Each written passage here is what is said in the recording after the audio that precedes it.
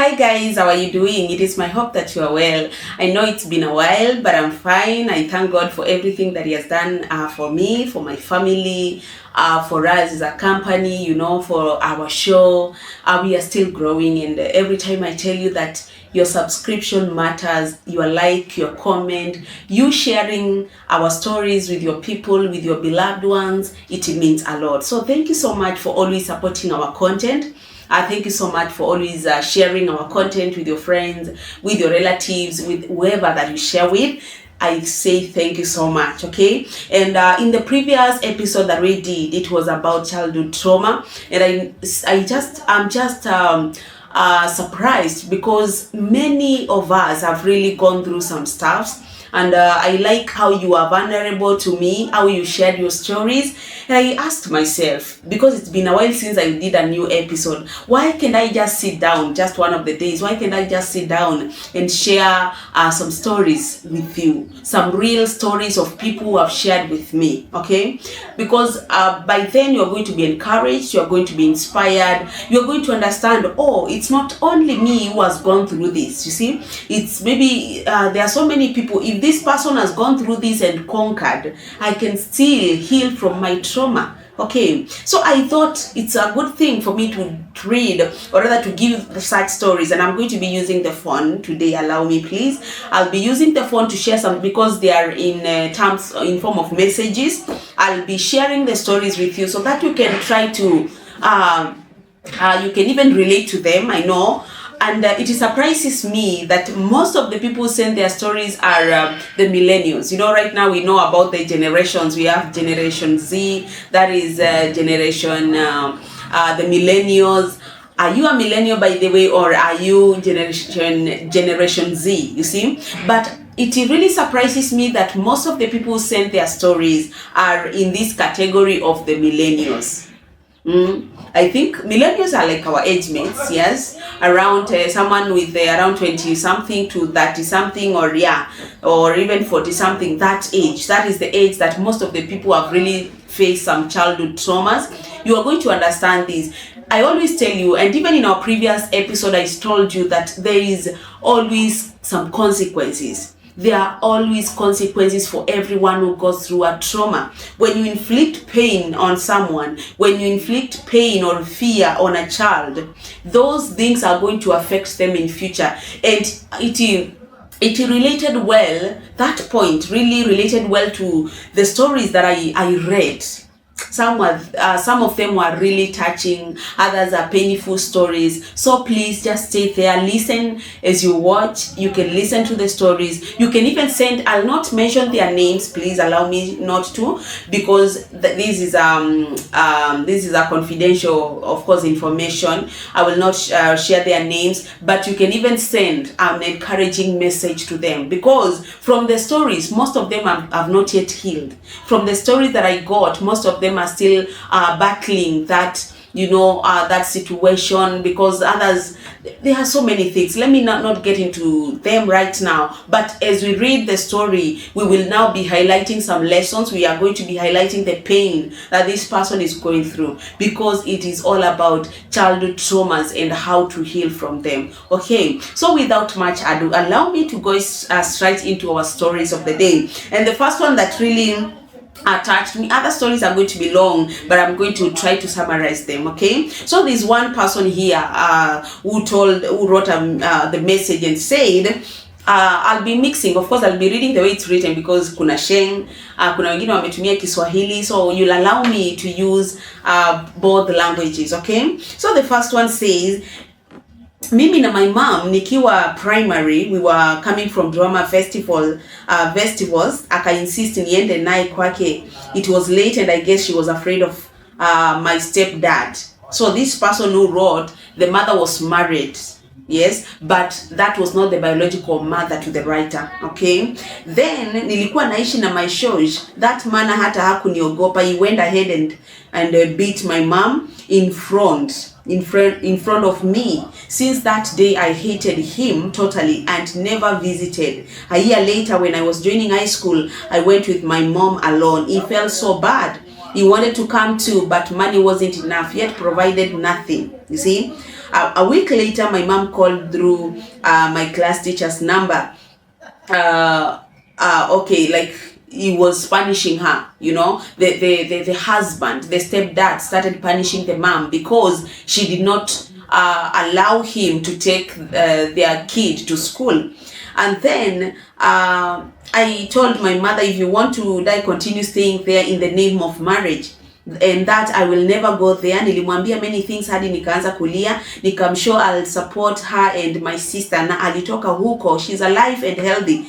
She's ako grade 6 na niko third year university, and I support them with the little that I have. She's a teacher, so she's really trying to educate my sister. Mimi personally, I'm grateful to God. I got a scholarship from Form 1 to Form 4 and then the university. Praise God. So that is a story of one of the people who sent their message. You can see they are getting some traumas from their stepfathers. Please, if you're there, you are married, always watch your kids. If you are there, you are a mom, you got married with your daughter or with your son, please ensure that you keep a close eye to them. There are those who are so good, it's okay, but if that happens, please always ensure that you listen to your kid, okay? Another one says, witnessing such stuff that is about traumas, of course, more than once destroyed me. My mom alikuwa anapigwa makofi mbili tatu, then anavutwa huko room yao, and then we could all hear her screams akiwa banged all over, and we were kids, we could do nothing, but we felt it all. That is a point that really touched me. Even if it's a kid, even if it's a baby, they see everything, they feel. Maybe they cannot fight you back as a man. They cannot fight you back because you are a big person, of course, an adult. But they always feel the pain. And that is what this person says. This is a person X, I'll not mention their name. That they could see their mother, how she could be beaten, how she could be even assaulted physically, and then they could do nothing. But then she emphasizes that she could always feel together with the other kids. I'm glad she left for good. Hata kama we struggle bila my dad, the peace is better. But it is really so bad because mentally sijawahi rudi sawa. That is someone who says that they are still struggling because they have never healed from those traumas. Seeing your mom being beaten, being assaulted physically, that is so bad, and you're still a kid. You know, many times we think the kids don't see. Kids are good observers. Me being a parent right now, I'm learning that kids are very good observers. And whatever you are doing, they always see it. Okay, they always feel. Later they will understand, oh, this was violence. I thought it was love, but it was violence. Always, parents, please ensure that you live in harmony, live in peace with your partner. Ensure that you provide a good environment for your kids. Another one told me, most millennials were brought up in chaos and toxicity, and till now our parents don't accept wako toxic wakiwa pamoja, and it's affecting everyone around them. This is very true. The reason why she's saying most millennials, even in my story that I'm sharing here, most are millennials. The Gen Zs, I don't know. You can even comment. Gen Zs, do you think that you've really come across this trauma, this toxicity in families and in marriages, maybe between your mom and dad, or what is happening? But this person says that it really affects them, you see. And even it is so funny, the parents don't understand that they are still and yet in toxic marriage. Hawajui. You know, I think according to your parents, they didn't know what is toxic marriage. But I think the millennials were enlightened. They were the group of enlightened people who knew when it goes when this person crosses this boundary, they have gone too far. Our parents didn't understand that. Then another one is here. Mom alikuwa tu mom alikuwa tu ndo amezaa last born wetu. We are 3 girls. After a week there was a side chick wa dad akampiga, ilibidi tu aende kwao, na saa hiyo hata my sister haja change hata sura, hadi akaitwa jina za akina mam. Mimi for real nimeshindwa kusamea my dad. Mom left akabai shamba, she's living her life now, but mimi kuita mtu dad nimeshindwa. Sijui nitawahi heal kweli. I need someone to talk to. This is another saddening story. This is someone who has gone through trauma, childhood trauma, but they have not yet healed, and they are wondering, will they ever get well? You see, their mother, I mean, even their mother gives birth, a side chick is brought to the home, and these people are destroying marriages. Even the marriages that I know, marriages of friends, marriages of people close to me, just because of a side chick, you ruin your marriage. Just because of someone you think they are beautiful than your wife, you bring them, you introduce them in your family as a third party, that will always ruin that marriage, okay? And the children will always suffer. Ni kama tu when the two bulls are fighting, what is affected? It is the grass. Yeah, in this situation, you fighting with your husband, the children will always be affected. And these are the words of children here. So parents, if you are watching and maybe there's such a situation in your family, in your home, please can you work for it, okay? There's another one here that really interested me. No, she just gave a comment. Hata kudate ukuwa ngumu, ukishautiwa kidogo you call it off. Why? Because they have been used to shouting. They believe shouting is as a result of or rather shouting brings fear to them. Shouting is because you are not liked, you are not loved. So according to them, when a person shouts to them, and mostly the male gender, they shout to that person who has gone through trauma, they feel that is like fight to them, you know. And so it's always good to get to understand all that, okay? Okay, there's one that I'm checking here. There's one here.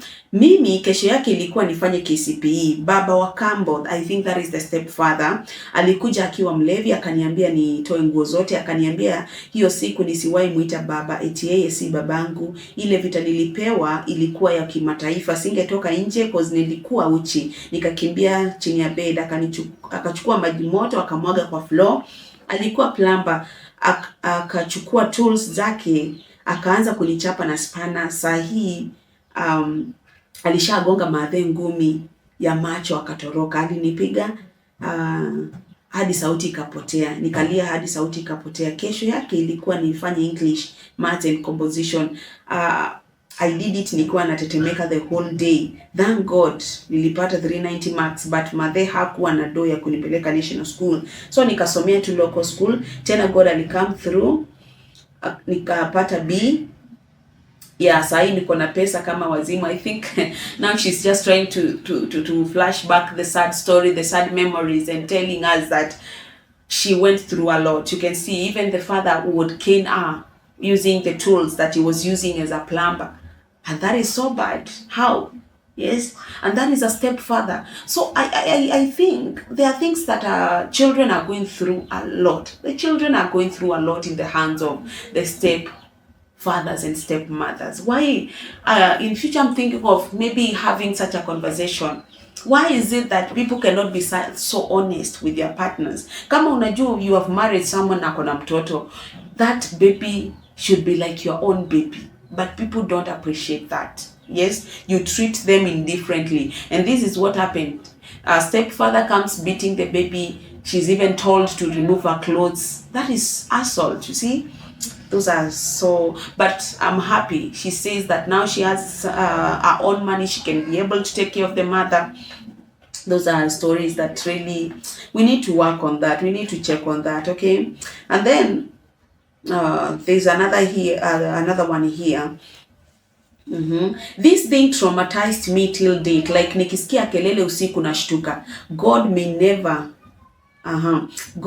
we never have such marriages in Jesus' name. Yes, kids who are used to shoutings, yes, verbal diarrhea from grown-ups, they are being abused from every corner. This is someone who feels that insecure. They are not even able to sleep in peace at night because of the challenges that they have gone through. They feel when someone shouts, that is a battle coming. Those are some fights coming. Yes. Then we have another one. Kwetu walikuwa wanapigana hadi tulikuwa tumelala.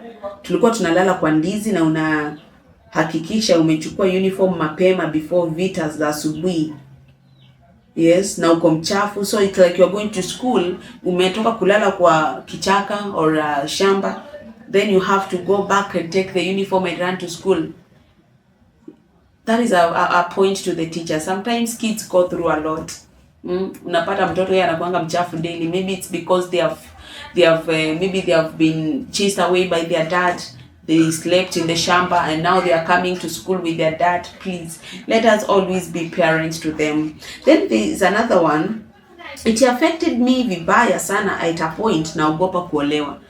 You see why most of the Gen Zs, most of the millennials who are even at a prime age, they are afraid of marriages because of what they saw in their families, because of what they went through in their families. They vow, it's better for me to be alone. It is better for me to be alone than to be married by maybe someone who is so violent, to be married by someone who is a cheater, to be married by someone who assaults people. They always choose peace over everything. Then another one.